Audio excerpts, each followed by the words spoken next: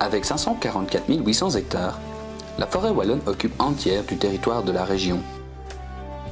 Cette forêt wallonne s'inscrit au cœur des 3 millions d'hectares du vaste massif forestier d'Ardenne-Eifel.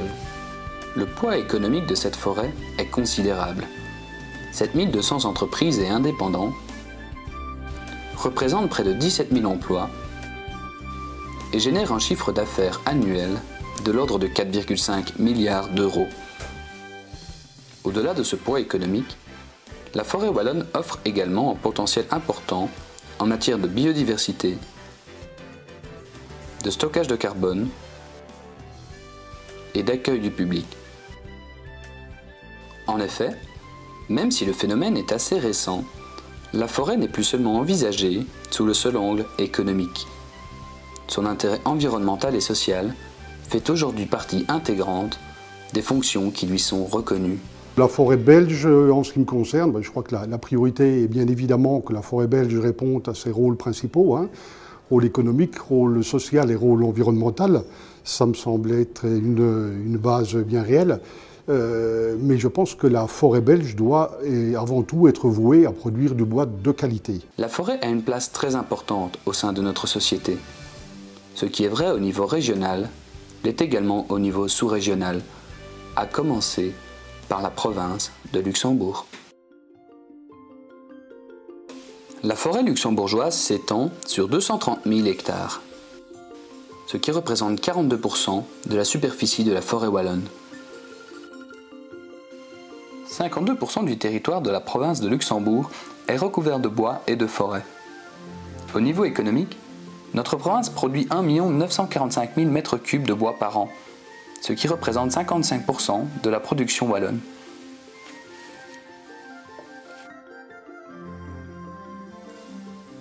Au niveau sous-régional, la forêt est également au centre de nombreux programmes.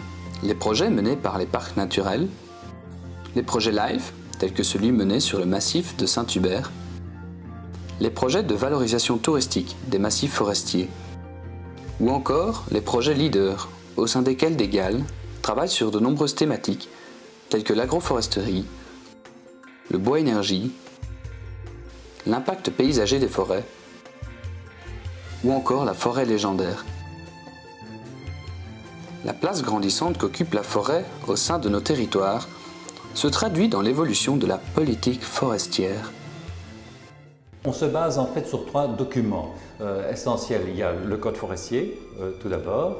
Il y a la certification forestière PEC et troisièmement, il y a un document élaboré par des scientifiques, forêt et changement climatique.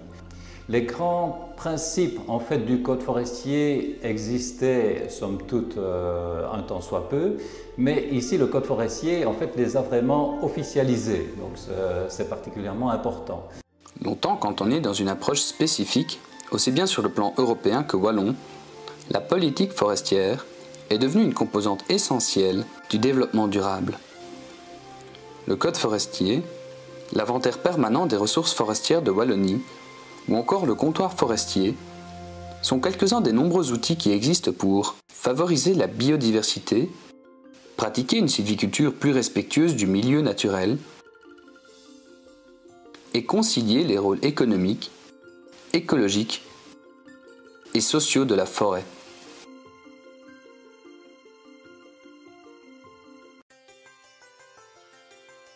De par son caractère très forestier et sa place au sein de la grande région, la province de Luxembourg est un remarquable champ expérimental, un laboratoire qui doit l'inciter à jouer un rôle de pionnier. La province a sur son territoire des ressources naturelles importantes et spécifiques qui la différencient des autres provinces. Cette position particulière doit l'inciter à être un catalyseur d'initiatives en faveur des richesses naturelles. La forêt occupe une place grandissante dans nos territoires et dans notre quotidien socio-économique. Les actions menées par Valbois, depuis son repositionnement sous l'appellation Ressources naturelles développement, s'inscrivent dans ce contexte et participent à la recherche d'un positionnement de la province dans une optique d'action novatrice. Au sein de R&D ASBL, le développement de la forêt n'est pas seulement recherché sous l'angle de sa seule fonction économique. Les dimensions écologiques, sociales et l'environnement économique sont étroitement associés à toutes nos démarches et réflexions. C'est en combinant au mieux ces multiples facettes que la forêt luxembourgeoise entrera dans le 3e millénaire et pourra rencontrer les 1001 attentes de la société.